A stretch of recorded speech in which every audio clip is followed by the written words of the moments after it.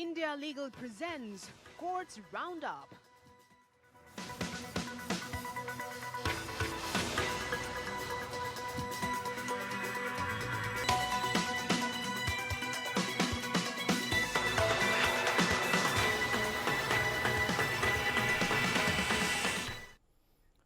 नमस्कार, मैं हूं आपके साथ कुमार कुणाल धीरज। आप देख रहे हैं कोर्ट्स राउंडअप। इस बुलेटिन में अगले आधे घंटे तक हम आपको कोर्ट से जुड़ी तमाम छोटी बड़ी खबरों से अप टू डेट करवाएंगे।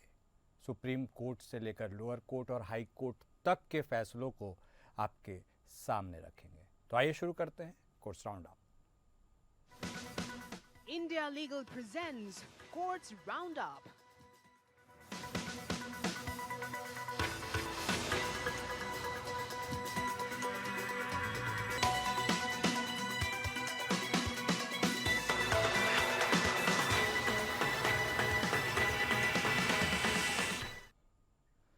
सुप्रीम कोर्ट ने टिप्पणी की कि देश की सुरक्षा के लिए स्पाईवेयर का उपयोग करने में कुछ भी गलत नहीं है, लेकिन निजी व्यक्तियों के खिलाफ इसके उपयोग की जांच की जाएगी।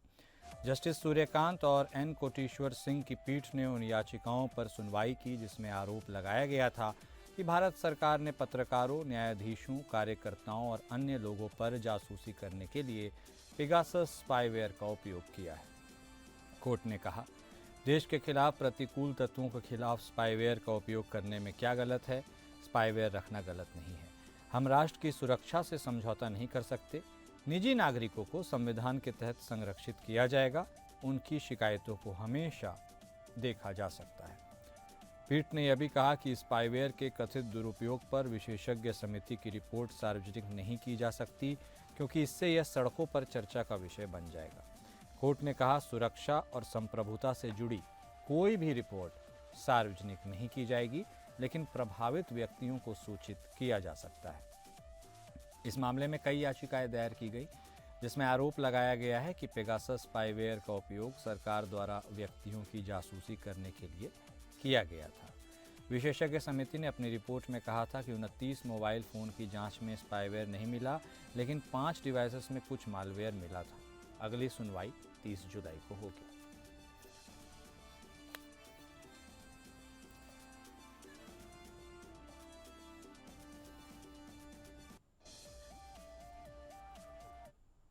सुप्रीम कोर्ट ने एक महिला की सजा कम कर दी है, जिसने अपने 3 और 5 साल की बेटियों की हत्या की थी। कोर्ट ने हत्या के आरोप को कम कर दिया और उसे 10 साल की सजा सुनाई।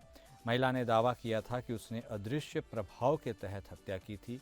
कोर्ट ने कहा कि महिला की मानसिक स्थिति को देखते हुए यह माना जा सकता है कि वह हत्या के समय मानसिक रूप से अस्वस्थ थी।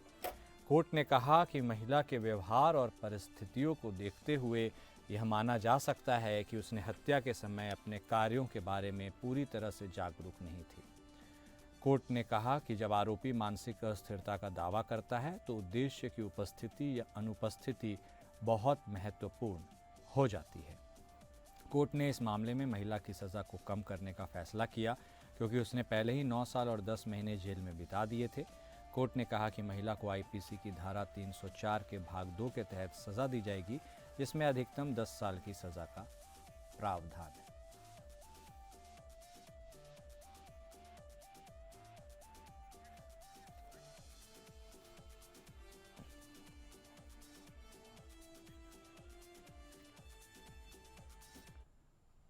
सुप्रीम कोर्ट ने गुजरात के पूर्व आईपीएस अधिकारी संजीव भट्ट की याचिका खारिज कर दी है, जिसमें उन्होंने 1990 के हिरासती मृत्यु मामले में अपनी उम्र कैद की सज़ा को निलंबित करने की मांग की थी। जस्टिस विक्रमनाथ और संदीप मेहता की पीठ ने भट्ट को जमानत देने से इनकार कर दिया, लेकिन उनके आपराधिक अपील की सुनवाई में तेज़ी लाने का निर्देश दिया है।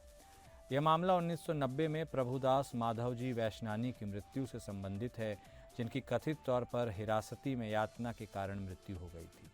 संजीव भट्ट उस समय जामनगर के सहायक पुलिस अधीक्षक थे, जिन्होंने भारत बंद के दौरान दंगों के लिए 133 लोगों को हिरासत में लिया था, जिसमें वैश्नानी भी शामिल थे।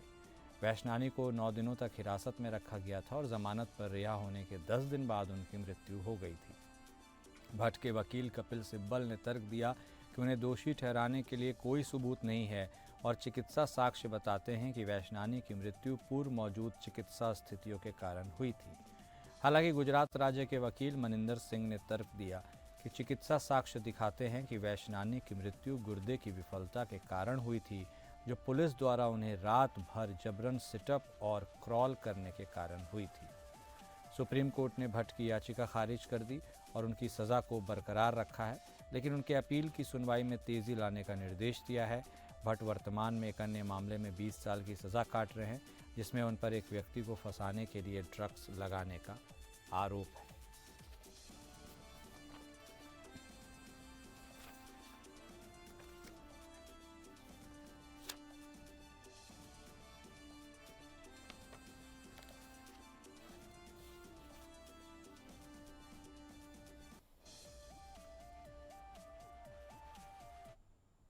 सुप्रीम कोर्ट ने 29 अप्रैल को वक्फ संशोधन अधिनियम 2025 को चुनौती देने वाली किसी भी नई याचिका पर विचार करने से इनकार कर दिया।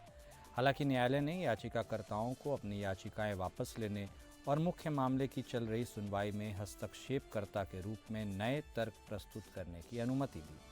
न्यायमूर्ति खन्ना और न्यायमूर्ति संजय कुमार की पीठ ने लगभग 11 नई याचिकाओं पर सुनवाई की, जिनमें जम्मू कश्मीर के विधायक Arjun Singh Raju, all India Muslim Vikas Parishad Malda, मुतवल्लीज welfare association और राज्यसभा सांसद डेरेक ओब्रायन शामिल थे। मुख्य न्यायाधीश ने कहा कि कुछ याचिकाएं लगभग समान हैं और याचिकाकर्ताओं को हस्तक्षेप की अर्जी दाखिल करने का निर्देश दिया। न्यायालय ने स्पष्ट किया कि कोई भी याचिकाकर्ता अपनी याचिका वापस ले सकता है और हस्तक्षेप की अर्जी दाखिल कर सकता है।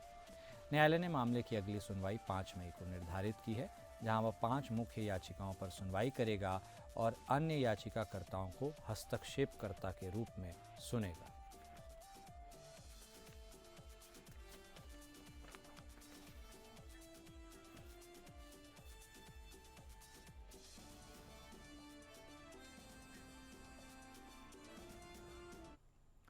संभल में जामा मस्जिद के पास मौजूद कुएं को लेकर दाखिल याचिका पर सुनवाई हुई। सुप्रीम कोर्ट ने इस मामले में मुस्लिम पक्ष को अपना जवाब दाखिल करने के लिए 2 हफ्ते का समय दिया।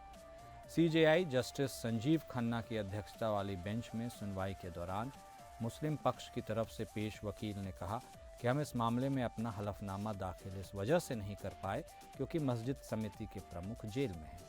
सीजेआई ने मस्जिद समिति के वकील हुज़ैफा अहमदी से पूछा कि हमें कुएं के बारे में बताएं कि क्या कुआं मस्जिद परिसर के अंदर है। मस्जिद समिति के वकील हुज़ैफा अहमद ने बताया कि कुआं मस्जिद परिसर के बाहर है और वह सीमेंट से ढका हुआ है, लेकिन अब हिंदू पक्ष इस कुएं को खोलना चाहता है। सीजेआई ने कहा कि कैन कभी बंद नहीं होते, इन कुओं का इस्तेमाल किया जाना चाहिए। इस पर मस्जिद समिति के वकील ने कहा। मस्जिद समिति के वकील ने इस पर समिति के प्रमुख की गिरफ्तारी के कारण स्थिति रिपोर्ट पर जवाब दाखिल करने में असमर्थता जताई। सीजेआई ने कहा कि हमें कुछ बताएं, कुआं परिसर के अंदर है या बाहर है, इसे कब ढका गया है। एडवोकेट अहमदी ने कहा कि कुआं आंशिक रूप से मस्जिद के अंदर है, इसे कई सालों से ढका गया है। फिलहाल हम पंप द्वारा कुएं का इस्तेमाल कर रहे हैं। ये केवल पानी के इस्तेमाल का सवाल नहीं है, ये उनके द्वारा धार्मिक अनुष्ठान करने के बारे में है। फिलहाल सुप्रीम कोर्ट ने मस्जिद कमेटी को जवाब दाखिल करने के लिए 2 सप्ताह का समय दिया।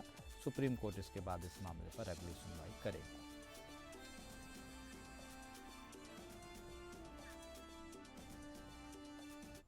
सुप्रीम कोर्ट ने तमिलनाडु के कुडलोर जिले में 2003 में हुए एक ऑनर किलिंग मामले में एक व्यक्ति, उसके बेटे और अन्य को दी गई उम्र कैद की सज़ा को बरकरार रखा। इस मामले में एक दलित युवक मुरुगेसन और वनियार समुदाय की कनागी में हत्या शामिल थी, जिन्होंने अंतरजातीय विवाह किया था। सुप्रीम कोर्ट ने 9 दोषियों की सज़ा को बरकरार रखा, जिनमें कनागी के पिता और भाई शामिल हैं। 2 पुलिस अधिकारियों को भी दोषी ठहराया गया था, जिन्होंने सबूतों को गलत तरीके से पेश करने और एफआईआर दर्ज करने में देरी की थी। सुप्रीम कोर्ट ने 9 दोषियों की सज़ा को बरकरार रखा है और अदालत ने गहराई से जमी हुई जाति व्यवस्था की निंदा की और कहा कि ऑनर किलिंग जैसे अपराधों को कड़ी सज़ा मिलनी चाहिए।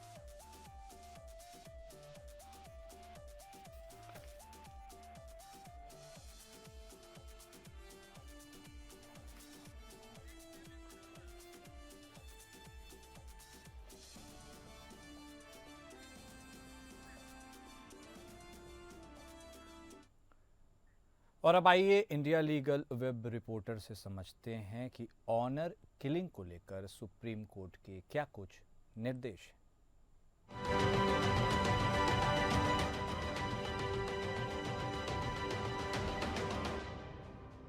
ऑनर किलिंग, जिसे कस्टमरी किलिंग भी कहा जाता है, ये एक ऐसा घातक अपराध है जिसमें फैमिली या रिलेटिव्स, ज़्यादातर केसेस में महिला को इसलिए मार दिया जाता है क्योंकि उन्होंने इंटरकास्ट या लव मैरिज जैसे फैसले करके परिवार की इज्जत को नुकसान पहुंचाया होता है। ये प्रक्रिया गहरी पैट्रियार्कल और कास्ट बेस्ड सोच में ज़्यादा है। भारत में इसके लिए कोई स्पेसिफिक कानून नहीं है, इसलिए इन्हें जनरल होमिसाइड के तहत प्रोसिक्यूट किया जाता है। इस समस्या से निपटने के लिए सुप्रीम कोर्ट ने शक्ति वाहिनी वर्सेस यूनियन ऑफ इंडिया 2018 में कुछ सख्त गाइडलाइंस जारी किए और कहा कि honour killing article 21 right to life का उल्लंघन है। कुछ मुख्य डायरेक्टिव्स ये है, जैसे हर डिस्ट्रिक्ट में स्पेशल सेल्स 247 हेल्पलाइंस का स्थापना, धमकी मिलने वाले कपल्स को प्रोटेक्शंस और शेल्टर देना, पुलिस को सेंसिटाइज करना और एक्शन ना लेने पर उनके खिलाफ कार्रवाई करना, ऑनर किलिंग केसेस के लिए फास्ट ट्रैक ट्रायल जो 6 महीने में पूरे हो, खाप पंचायत के ज़बरदस्ती या दबाव में लिए गए फैसले पर रोक लगाना।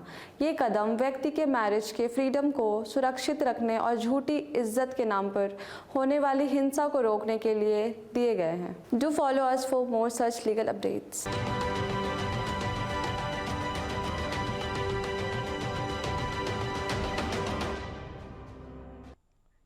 दिल्ली हाई कोर्ट ने 29 अप्रैल को संसद सुरक्षा भंग होने के मामले में 2 आरोपियों नीलम आज़ाद और मनोरंजन डी की जमानत याचिकाओं पर सुनवाई 7 मई तक के लिए स्थगित कर दी। न्यायमूर्ति सुब्रमण्यम प्रसाद और न्यायमूर्ति हरीश वैद्यनाथन शंकर की पीठ ने अतिरिक्त सॉलिसिटर जनरल की अनुपलब्धता के कारण सुनवाई स्थगित की। मामले की मुख्य बातें हैं, आरोपियों ने संसद भवन में धुएं वाला कनस्तर से हमला किया और नारे लगाए। दिल्ली पुलिस ने कहा कि आरोपियों का उद्देश्य 2001 के संसद हमले की भूतिया यादें वापस लाना था। कोर्ट ने पूछा कि क्या धुएं वाले कनस्तर का उपयोग आतंकवादी कृत्य माना जा सकता है, जैसा कि यूएपीए के तहत परिभाषित किया गया है। जमानत याचिका का विरोध करते हुए दिल्ली पुलिस ने कहा कि आरोपियों ने जानबूझकर संसद की सुरक्षा भंग करने की कोशिश की। नीलम आज़ाद के वकील ने तर्क दिया कि यूएपीए की धाराएं इस मामले पर लागू नहीं होती क्योंकि उन्होंने कोई विस्फोटक सामग्री नहीं रखी थी। ट्रायल कोर्ट ने आज़ाद की जमानत याचिका खारिज करते हुए कहा था कि आरोपियों के खिलाफ प्रथम दृष्टया पर्याप्त सबूत हैं। वहीं कोर्ट ने कहा कि अगर धुएं वाला कनस्तर का उपयोग आतंकवादी कृत्य है तो होली और आईपीएल मैचों में भी यूएपीए के तहत कार्रवाई हो सकती है। कोर्ट ने दिल्ली पुलिस से पूछा कि क्या धुएं वाले कनस्तर को यूएपीए के तहत आतंकवादी कृत्य माना जा सकता है। अब इस मामले की सुनवाई 7 मई को होगी, जहां कोर्ट आरोपियों की जमानत याचिकाओं पर फैसला सुनाएगी।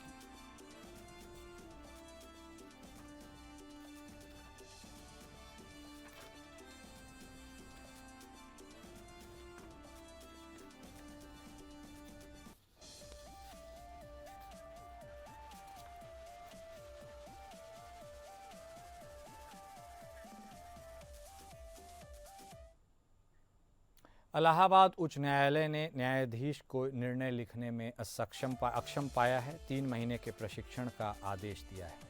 अदालत ने इलाहाबाद उच्च न्यायालय के रजिस्ट्रार जनरल को निर्देश दिया है कि वे मामले को मुख्य न्यायाधीश के समक्ष रखें और एडीजे वर्मा को प्रशिक्षण पर भेजने के लिए आवश्यक आदेश प्राप्त करें। अधिवक्ता ने अदालत को बताया कि जिला न्यायाधीश ने यह बताने के लिए एक भी पंक्ति नहीं लिखी कि संशोधन आवेदन क्यों खारिज किया गया।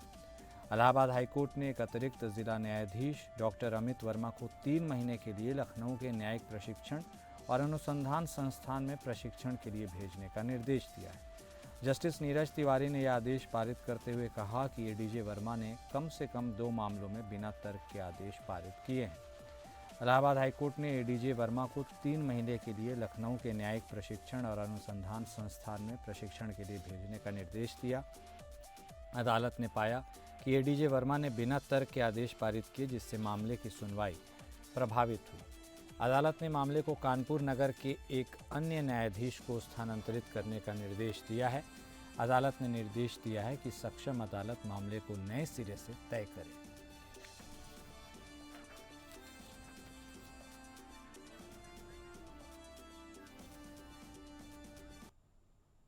और कोर्ट्स राउंड अप में अभी के लिए बस इतना ही। नमस्कार। India Legal presents Courts Roundup.